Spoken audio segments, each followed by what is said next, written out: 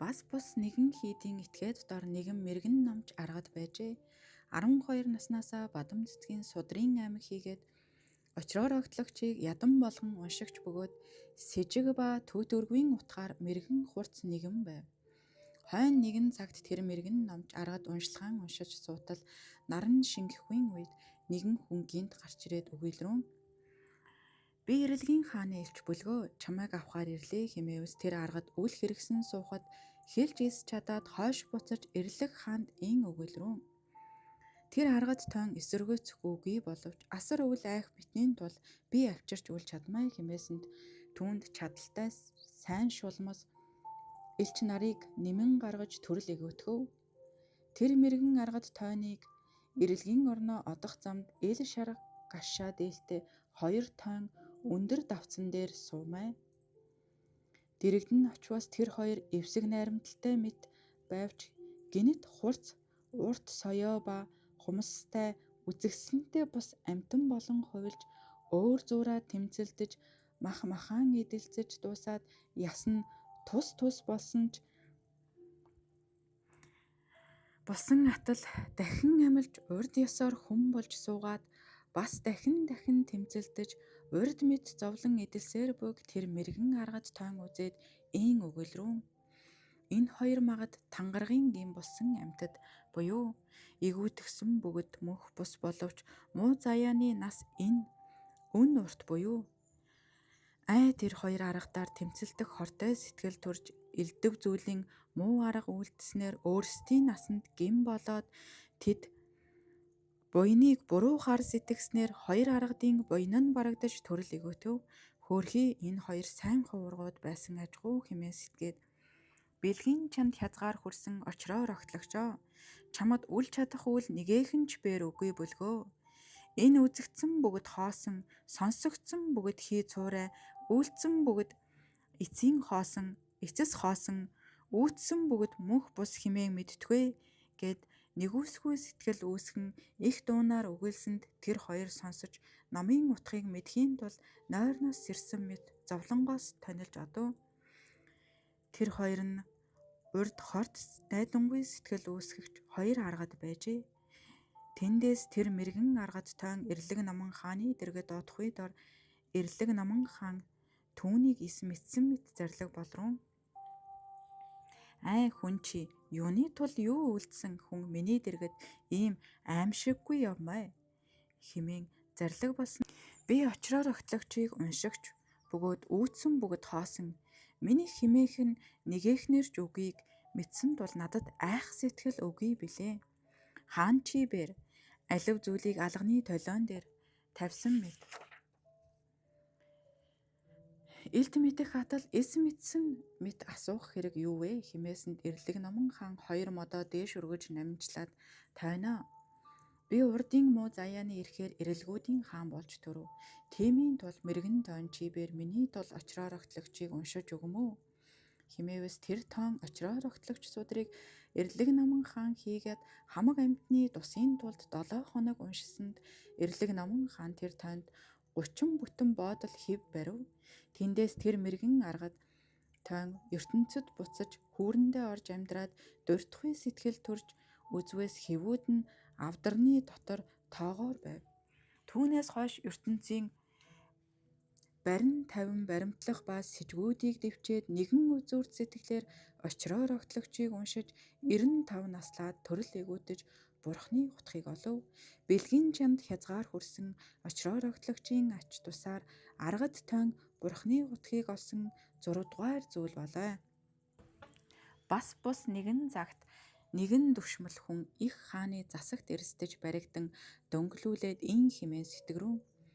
Энэ аюулаас амьд гарах арга үгүй буйзай. Гагцгүй бэлгийн чанд хязгаар хүрсэн очроор огтлогч бэлэг Брамид аюул бүхнээс түргэн аврахын дээд хэмээн лам мэрэгдийн номлохыг сонссон бүлгөө. Би ус эрхийн урд суваг дадах, биеинд эрхийн урд шүүмжлэн бодох, үхлийн эзэн эрхийн урд буйныг үлд хэмээсэн бүлгөөтөл аль нэгэн ч хэрэгсгүй дэмий балаа явж нэгэнд аюул тохиолдсон хойно арга эрен сэтгэгч ичхүүргүй нэгэн мунхаг амьтан буюу аврагч 3 эрдэнэ. Та амьтны муу мунхаг хэмээн доромжилж үл илэгдэхийн тулд очроор огтлогч судрыг айлдуу. Намайг энэ аюул гутамшгаас аварч тонилгон сойрхоо. Хэрвээ энэ аюулаас аварч тонилгоос чамайг бүтээж 1000 уншуулсгүй хэмээн тангаргалаад өөрөө ядан болгон өдөр шөнөгүй дасралтгүй уншив. Очроор огтлогчийн адистатаар тэр дүшмлийн хүзүүнд зүүсэн модон дөнг өөрөө эвдэрч газар унав. Бас дахин зүвээс мөн дахин усанд сахигчд заргагч дүшмэдэд мэдүүлв. Дүшмэд бэр хаан дөчвөөс хаан тэр гэмт итгээдийг шүүвээс тэр дүшмэл дөнг өөрөө өвдөрж унахыг мөн сахигч мэдмэ өгөхийг хүлээн очроор огтлогчийг уншснаас бус зүйл үгүй хэмээсэнд хаан бэр очроор огтлогч аюул гутамшиг бүхнээс тонилгох ялангуяа 18 тамийн зовлонгоос түргэн гитлэхийн дээд хэмээн номлогдсон тул түүний дөнг эвдэрсэн нь үнэн байна. 50 хэмээсэн тохио буюу бид бүгд очроор огтлогчоос зөрчвөл үл зохихын тулд 50 хэмээн зарлиг болгов. Түүний хамт хоригдсон 1000 илүү хүмүүс байжээ. Тэдгээр гэмт уулас тэр дүшмлийн засгийн аюулаас тонилхыг үзээд дүшмлээ чи энэ аюулаас юуны шалтгаанаар тонлов хэмээвс дүшмэл учрыг бүрнээ өгүүлбээс тэдгээр уулас очроор огтлогч дор чин шүсэг бишрэл турж унших, уншуулах, бичих, бичүүлэх, барьц өргөх гих мэтээр ам авч залбирсны хүчээр засгаас тонлов. Тэдний энэ ба хойд хэрэг бүтэж бэлгийн чанд хязгаар хүрсэн очроор огтлогчийн ач тусаар хааны засагт өртсөн нь тонлоод эцэс хойдод сайн төрлийг олцгоосон 7 дугаар зүйл болоо. Бас бус нэгэн газар мах арх сөнгөн сармас тэргүүднийг үл идэх тийм нэгэн эмгэн байжээ. Тэр бурхны санварыг үргэлж сахигч хийгээд очроор огтлогчийг дасралтгүй уншигч байжээ. Унших цагт гар нүрээ сайтар угаагаад амаа хүчсийн усаар шүршээд ариун цэвэр орноо сууж чин сүсэг бишрлээр уншдаг байв. Тэр хойно төрөл игүүцсэн дор тэр эмгэний хүүр хаана буй тэр оронд хүжис ба зандан тэнгэр нарын сайхан үнрүүд ханхлан гараад тэр эмгэнээр амин даваа бурхны орон амгаланд Сухавадад Лянхуа цэцэгнээс турж хамаг бурхтын орнуудыг тодорхой үзүүлжээ. Бэлгийн чанд хязгаар хүрсэн очроор огтлогчийн адистатаар эмгэний хүүрнээс тэнгэр нарын сайхан үнэр ханхлан гараад эцэс хойдод Сухавадын орноо төрсөн 8 дугаар зүйл болоо.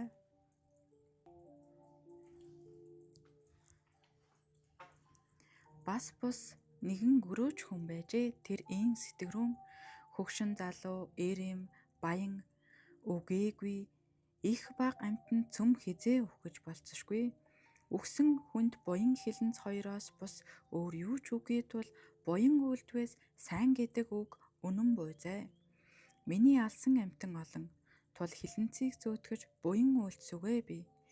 Хизээ өгөх магадгүй гэж бодоод хий яарч буян хийх хэрэг мөн болоо хэмээгээд очроор огтлогч судар нэгийг бүтээснээс бус буян хийж завдалгүй өхөж эрлэг номон хаанаа хүрвээс тэрээр зарлиг болрун чийхөө шажин ном дэлгэрсэн хүний сайн орноо төрсөн тул дээш одох буян хэдүү үлдэв доош одох муу хилэнц юу үлдэв гэсэнд тэр гөрөөж олон хүн амтан хорлсноо мэдэж айгаад үг хэлж чадалгүй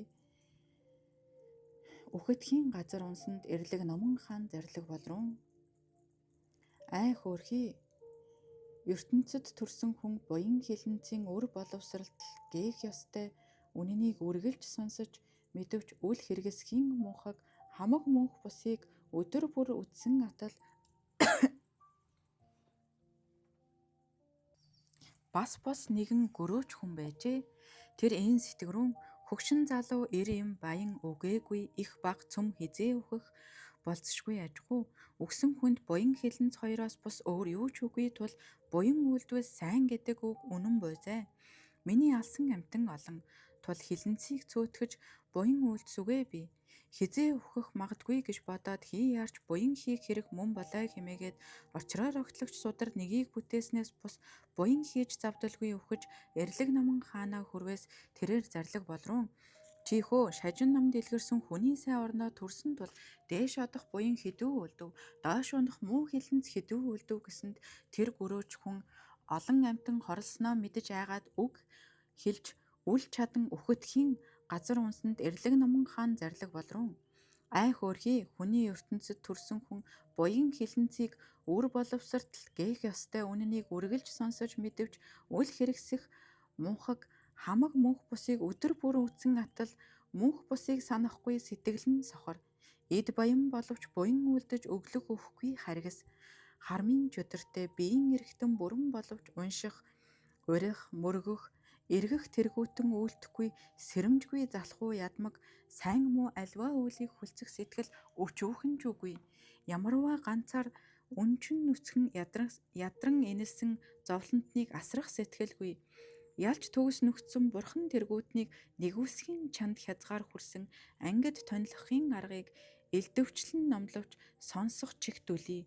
Өөрийн альва буруу гмийг анхаарч мэдэхгүй ямагт биеийн сайн хэмээн сэтгээд бусдыг доромжлон зориудын тэнэг найдангүй эдгээр 8 нөхдөөсөө эс салваас сайн төрлийг олж үл болно. Бас чи хагсалж баригдваас мөн болж болох билээ. Тийм бөгөөтөл тэр мэд авах гээхийн ялгалыг үл хэрэгэлснээр энэ мэд цөм хүний адил буюу чөлөө учрал бүрдсэн номтой ертөнцийн хүн болж төрөөд буян хийхгүй эргэсэд их далаагаас эрдэн авахаар очоод гар хоосон эргэсэд нь энэ хоёр үл өөдлөх тэр мэд хүн завсаргүй тамаас өөр оронгүй буйзай хэмээсэнд эрэлгүүд аваачиж завсаргүй тамд орхиж амлашгүй олон зүйлийн зовлонгуудыг идлв. Тэр цагт тэр хүн аяа халаг хоохой нэг мөсөн өвхөж үгүй болдогч болоосай хэмээн гашуудаж уйлан хамаг амьтныг асран нэгүүлсэг авран сойрох хэмээн залбирсанд эрэлгүүд өгүүлрүү. Чи залбирвч тусгүй. ертөнцид амьд ахуй хүн байх цагта эс зассан үлийг энд хялгасан төдийч засах номгүй гэсэнд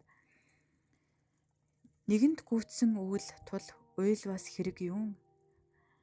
Энэ зовлон бүгд чиний уйлдсан үйл мөн бусдаар өгсөн нь бус химийн өгүүлэлдэж бүхий дор эрхэд арьяа бол бодсад махасад нараар огторгуйгаас заларч 18 тамийн оронд байгчдын дотор эрхэм дээд бэлгийн чанд хязгаар хүрсэн очроор огтлогч судрыг бүтээсэн ба уншсан, уншуулсан, бүтээгчдэд туслан нэмэр өргсөн даган басилдсан идээ ундаа ус түлш зэргийг өргсөн тийм хүн буй бөгөөс цөм гарч ирэх түн химэн газар доригтол зарлиг босонд тамийн орнуудаас 8 төм хүн 4,000 илүү хүн тонилв.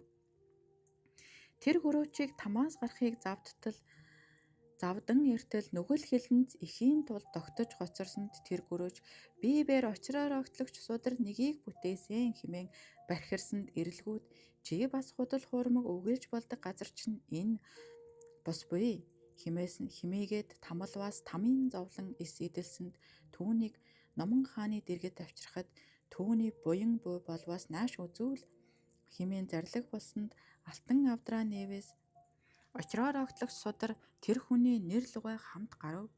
Номон хаан зарлиг болруу биебээр омотгой шүүсэн хийгээд чиний нүгэл хилэнц зузаан энэ хоёроос үүдэж төр зуур тамийн зовлон эдлүүлжээ. Үүний там догоорсон хилэнц хийгээд хамаг амьтны нүгэл хилэнц арилга болтугай хэмээн зарлиг болсонд тэр хүнд идээ ундаа өгч баясан байтал түүнд урьд хорлогдсон олон амьтан өөр өөрийн өнгө зүс тоогоор цөм ирээд ийн өчрөн.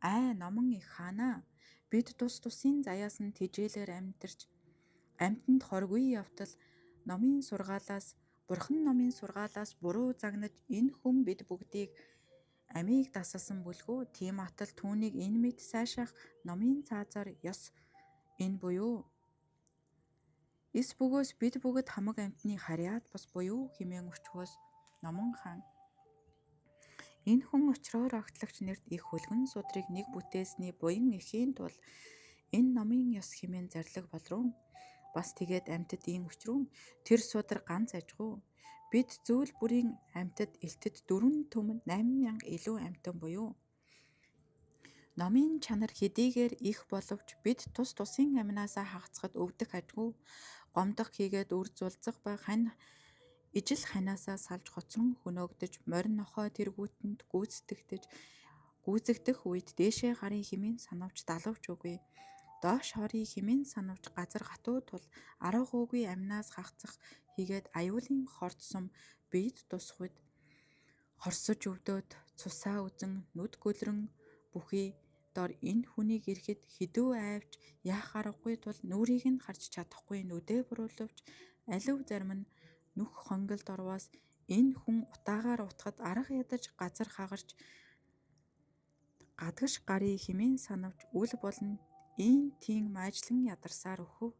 Зарим нь усны дотроос энэ хүн биднийг барихуд айсан өвдсөн хийгээд хуурай газар тавьсанд амьдаар арьс өвчих мэт өвдөж бид усны амьтан арьсаа гатах үед гадаад амьсгал тасрах мах ясыг гатаж баригдах үед үхэж гүйцхийн тулд их зовсон хэмээн тусын зовлон тоочин өдий өчнүүн бас ийн өчрөн очроор огтлогчийн арга хүчин чадал бидний зовлонгийн үл хэдий чинээг үл мэдхийн тул бид энэ хүнийг үл тавимаа хэмээсэнд ирлэг номон хаан зарлиг болрон альва буян үлдэгч их болсон 6 зүйлийн хамаг амьтны тусын тулд зорж исэн үлдвэс ийм тийм дутагдал болохын гадна дээдийн ном лугай өгүүлэн хамт хамаг амьтныг тусад зорж буян хийвээс өөр бусдын 2 тус бүтээхийн ялж төгс нүгцсэн бурхан номлосон бүлгөө хэмээгээд зардсан ярилгүүдэд зарлаг болов.